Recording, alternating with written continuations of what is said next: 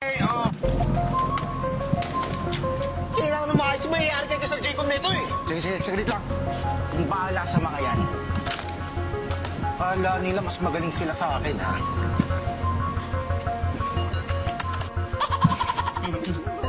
Tinan mo, ang ganyan magalit. Ang cute niya naman!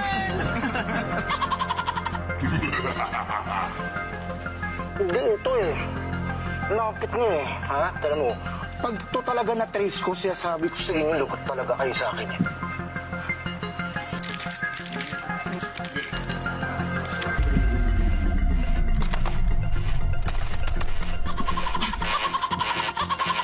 Mukha ko yan! Ano nangyayari? Uy!